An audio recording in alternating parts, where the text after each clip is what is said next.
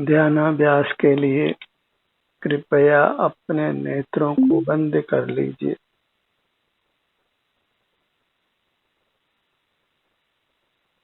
अपना मुख अपनी ओर कीजिए, क्योंकि आप सुख के बने हुए हैं। बाहर में मूर्त पदार्थ ज्ञात होते हैं जो सुख के बने हुए नहीं हैं।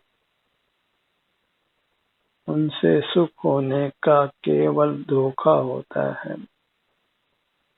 उनके लक्ष्य से भी हम अपना विषय सुख रूप करते हैं,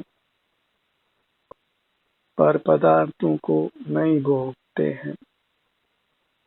मूर्त पदार्थों को केवल जानते हैं और उसी से हमारा संसार होता है। इंद्रिय ज्ञान हमारा स्वभाव नहीं है। शुद्ध स्वरूप में मूर्त इंद्रियां नहीं है। शुद्ध स्वरूप से जीव अमूर्त है, और अमूर्त जीव जिसमें केवल सुख है, वह भला जगत के साथ क्या संबंध बना सकता है? जगत के पदार्थों में क्या कर सकता है? परमात्मा के पास केवल सुख है जिसको वे स्वयं ही अनुभव कर सकते हैं, और अन्य कर्तृत्व का अभाव है।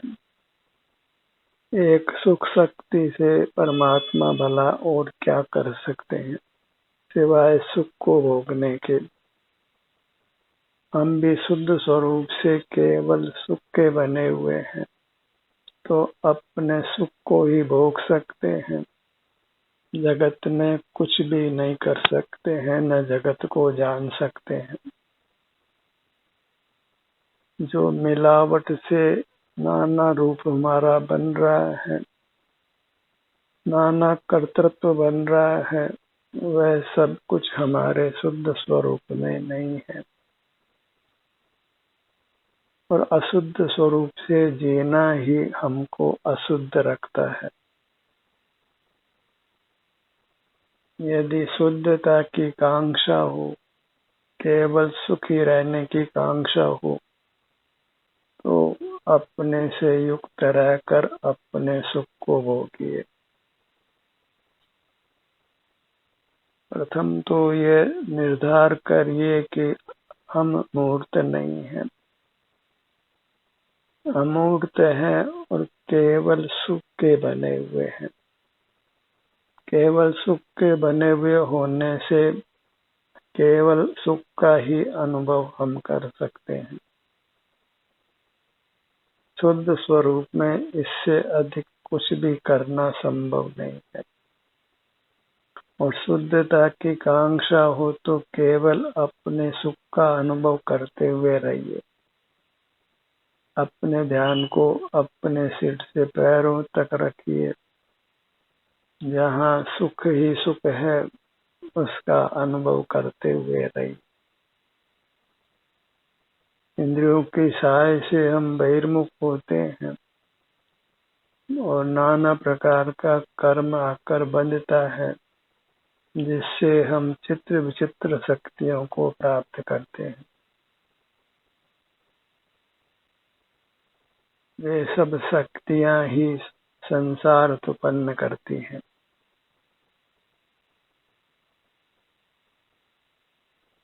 अपने सुख के भोजी बनिए। मैं आनंद स्वभावी हूँ। आनंद ही मेरा रूप है और आनंद को भोगना ही मेरा स्वभाव है। इतना ही हमारा स्वभाव है। इससे अधिक जो कुछ होता है वह मूर्त कर्म की पराधीनता से होने वाला विकृत परिणाम है, जिससे हम नाना दुखों को भोगते हैं। आनंदम ब्रह्मणो रूपम निज देहे व्यवस्थितम ध्यानहीना न पश्यन्ति जातंदा एव भास्करम। अपने सन्मुख नहीं होना ही सकल दुखों का कारण है। एकाग्रता मोक्ष मार्ग है, अनेकाग्रता मोक्ष मार्ग नहीं है। सिर से पांव तक हम ये एक हैं और इसके अतिरिक्त जितने भी पदार्थ हैं वे एक संज्ञा को प्राप्त नहीं होते। उनके सन्मुख होना वह वास्तव में दुख का मार्ग है। एक चिड़ियों की कहानी प्रसिद्ध है कि वह एक की गिनती दूसरे व्यक्ति से शुरू करते हैं और अपने को गिनते नहीं हैं। एक चिड़िया यह कहता है कि एक व्यक्ति कम हो गया है और वे बार बार रोते हैं।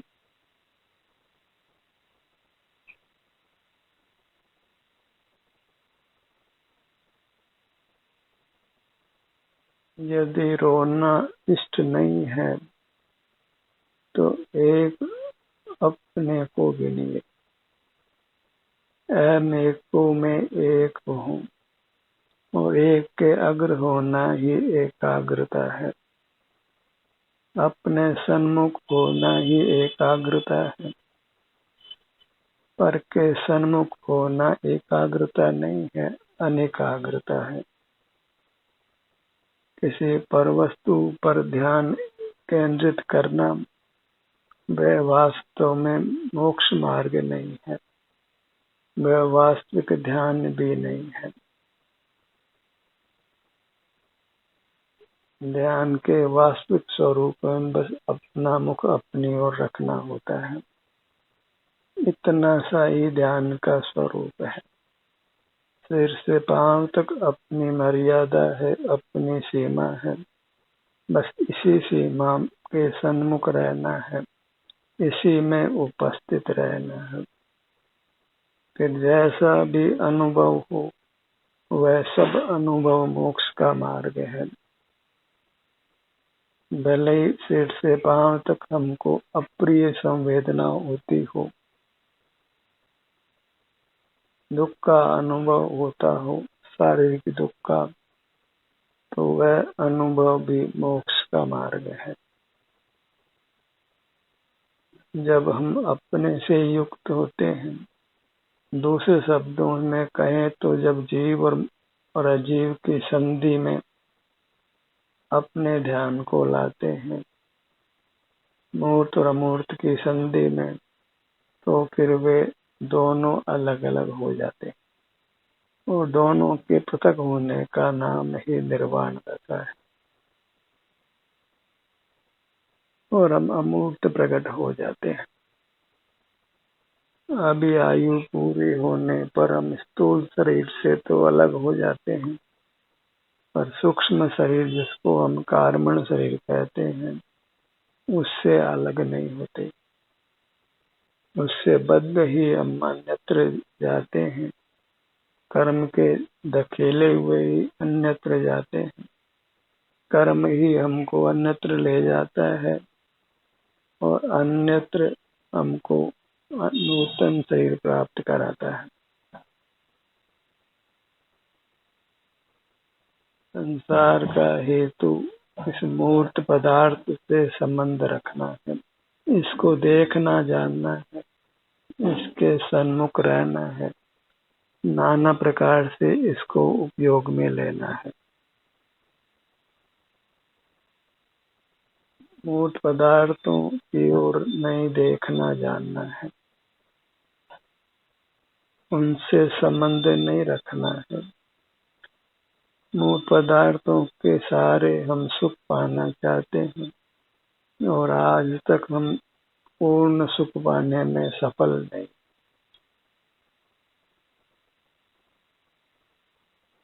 सुख की प्राप्ति अमूर्त के आश्रय से है जो सुख का बना हुआ है।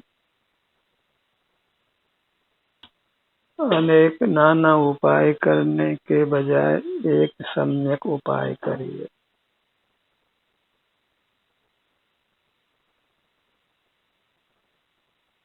बहिर्मुख रहकर हम सुख के लिए अनेकों उपाय करते हुए त्रस्त ही रहते हैं, दुखी ही रहते हैं, सुख को प्राप्त नहीं होते। और एक उपाय अपने सन्मुख रहने से हम उत्तम शाश्वत सुख को पा लेते हैं। और ये काम हमको अकेले में ही करना है, एकांत सेवन करना है। यहाँ भी एक का अर्थ स्वयं है और अंत का अर्थ लक्ष्य है। अपने लक्ष्य से रहना ही एकांत सेवन करना। फिर भले ही आप भीड़ में खड़े हों, उस भीड़ में भी आप अपना संवेदन करते हैं तो आप मोक्ष मार्गी हैं।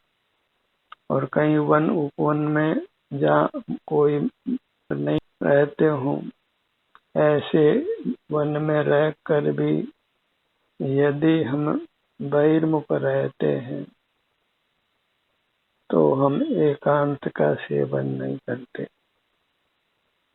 इसी एकांत कान में भी आप रहते हैं, आप अकेले भी रहते हैं, लेकिन अपने सन्मुख नहीं रहते तो आप एकांत का सेवन नहीं करते।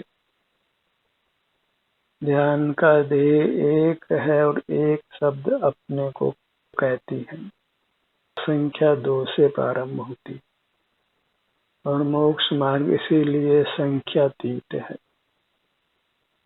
जहाँ संख्या का और शब्दों का कोई काम नहीं है। संख्या स्वयं बहुवचन को कहती है, हम एक वचन है। सिर से पांव तक हम अखंड रूप से एक हैं, भले ही हम इसमें नाना विभाग कल्पना करके अपना अनुभव करें। जब तक मूर्त कर्म का संबंध है, वहाँ हमारा ध्यान अपने किसी भाग पर ही जाता है। संपूर्ण काया का संवेदन एक साथ संसार अवस्था में नहीं होता है। भले ही हम प्रयास करें अपने संपूर्ण काया को लक्ष्य में लेने का, पर वह संभव नहीं है। जब भी हम अंतर्मुख होते हैं तो कोई न कोई भाग हमारे संवेदन से रहित रहता है। और मोक्ष मार्ग की प्रायोगिक विधि यही है कि हम अपने ध्यान को अपने अंगों पर लगाएं, अपने असर्व काया को ही अनुभव में ले सकते हैं। सर्व काया का अनुभव परमात्म दशा में ही होता है। अपने ध्यान को अपने सिर के भाग पर लाइए।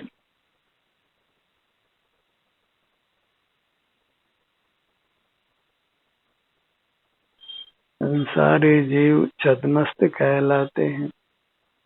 छद्मस्त का अर्थ यह कि जो कर्म के आवरण सहित है वह छद्मस्त है, और जो कर्म के आवरण सहित है वही अपने असली रूप में नहीं है, छद्म रूप में है, रूप या रूप में है। और ऐसा कर्मबद्ध जीव को अपना सर्वांग अनुभव नहीं होता है। पर मोक्ष मार्ग में अपना अनुभव हम करने का प्रयास करते हैं तो फिर कोई न कोई भाग अवश्य छूटता है, पर वह सब मोक्ष का मार्ग है। अन्य किसी प्रकार से मोक्ष मार्ग नहीं बनता है। कोई कहे कि संपूर्ण मूर्त ही अनुभव में आनी चाहिए, कोई अंग उपांग को लक्ष्य में लेना ध्यान नहीं है, तो वह वास्तव में मोक्ष मार्ग को जानता नहीं है, छद्मस्त जीव की स्थिति को पहचानता नहीं है। जो जो कर्मबद्ध है वह अपने संपूर्ण शरीर को अनुभव में नहीं ले सकता है। तो मोक्ष मार्ग में हमको अपने शरीर का कुछ भाग करके ही अनुभव करना है। अपने ध्यान को अपने ललाट भाग पर लाइए।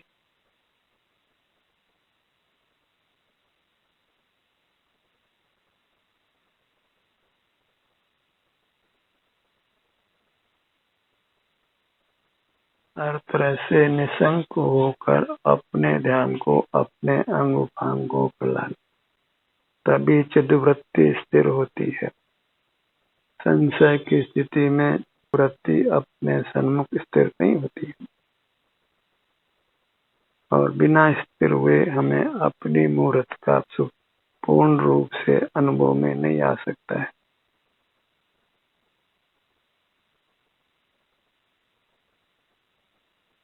अपने ध्यान को अपने गुरु मध्य पर लाइए।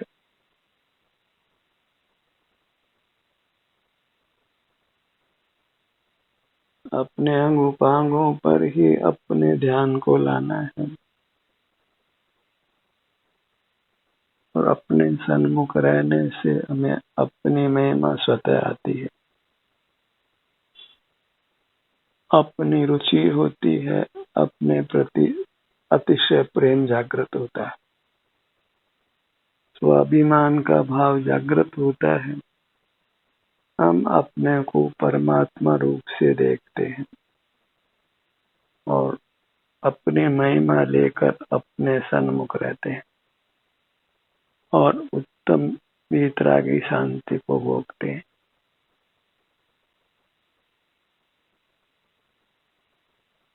अपने ध्यान को अपनी नासिका पर लाइए।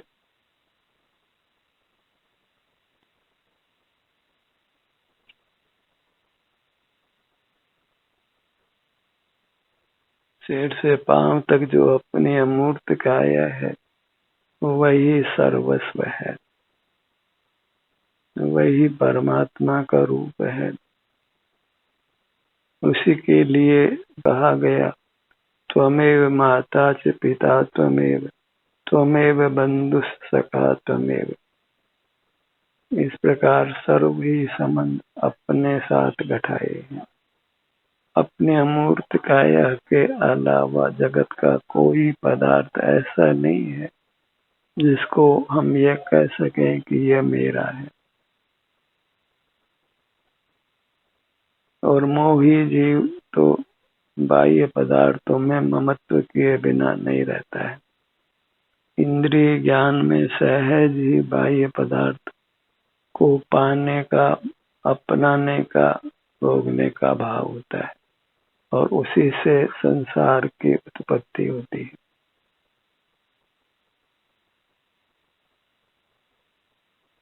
अपने ध्यान को अपने मुख पर लाइए। दोनों होठ मिले हुए।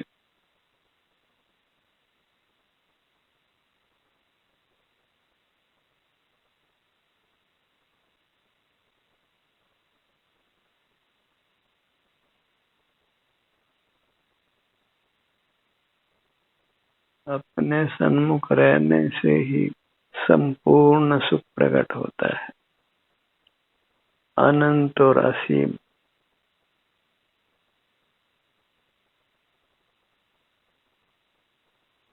मुख के भीतर अपने ध्यान को अपनी दंत पंक्ति पर लाइए।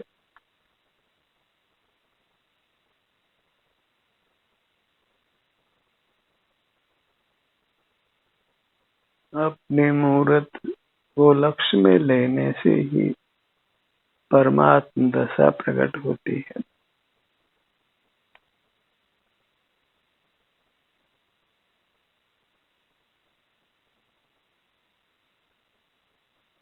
मुख के भीतर तालू का भाग।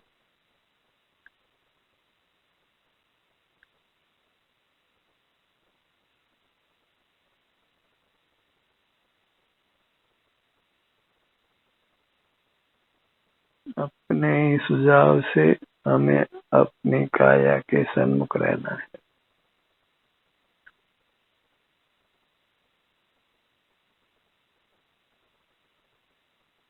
इसी से हमारी विजय होती है और सूक्ष्म मूर्त कर्म जो हमारे साथ बना है उसकी पराजय होती है।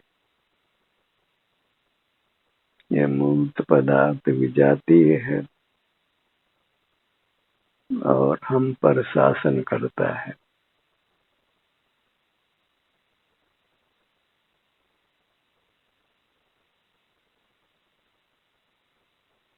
अपने ध्यान को अपने गर्दन के भाग पर लाइए।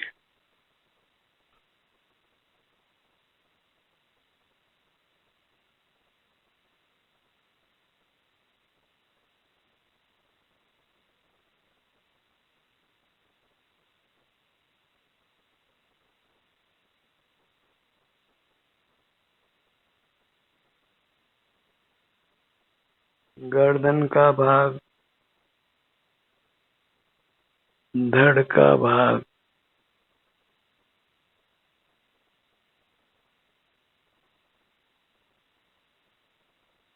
अपनी अमूर्त काया को मूर्त से बांधकर मैला नहीं करना है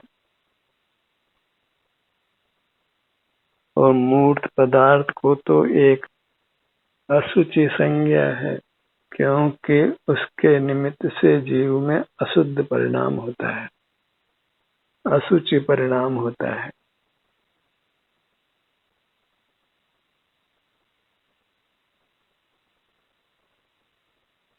कोई दूसरा हमारे सन्मुख हो, उस पर हमारा कर्तृत्व नहीं है। हम केवल अपने कर्तृत्व को ही संभाल सकते हैं। अपना मुख पर की ओर नहीं करके अपनी ओर कर सकते हैं। सीने का भाग, पेट का भाग, पीठ का भाग, अपने ध्यान को अपनी दाहिनी भुजा पर लाइए।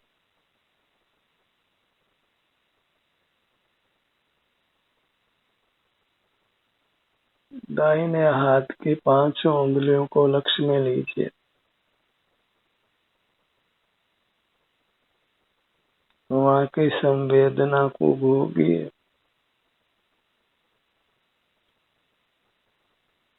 छोटी उंगली, अनामिका, मध्यमा, तर्जनी, अंगूठा, हथेली, करपृष्ठ, पिछला भाग, पुनः कनिष्ठ उंगली, अनामिका,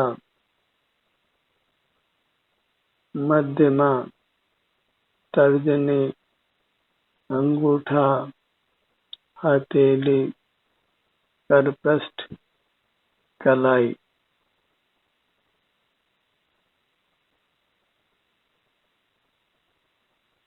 कलाई से कोहनी तक की भुजा,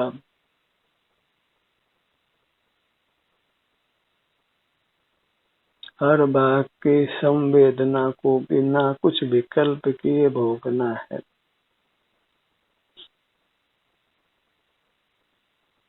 जीव का एक ही स्वभाव है कि वह आनंद का भोगता है। शुद्ध स्वरूप की इतनी मर्यादा है। कोहनी का भाग, कोहनी से ऊपर तक कंधे तक का भाव,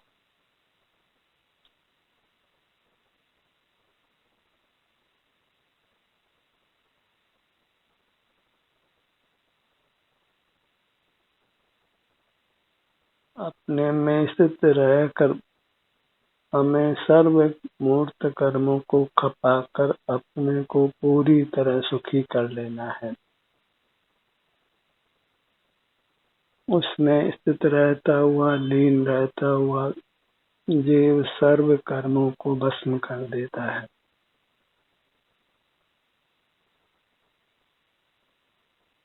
अपने ध्यान को अपनी बाईं भुजा पर लाइए।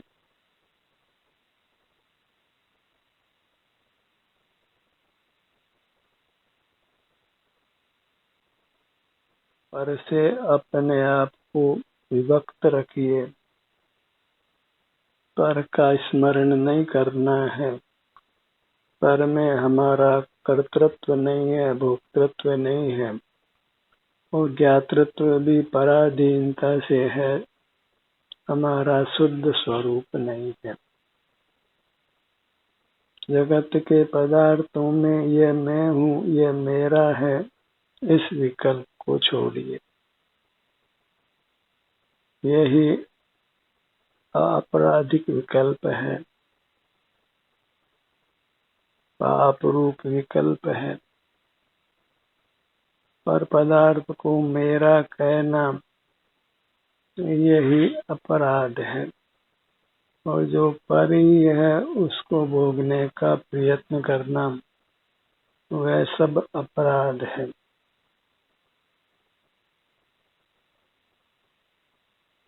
बाईं भुजा, दायां पैर, बायां पैर, अपने मूर्त को ही भोगना है, बारंबार स्मरण करना है, बारंबार अनुभव करना है। यही वास्तव में चैतन्य बिंब है, अकृत्रिम बिंब है, परमात्मा की यथार्थ मूर्ति है। अपने मूर्त का ही सतत अनुभव करते हुए रहिए। ध्यान का ये सत्र यहीं समाप्त होता है। आपकी सहभागिता के लिए धन्यवाद।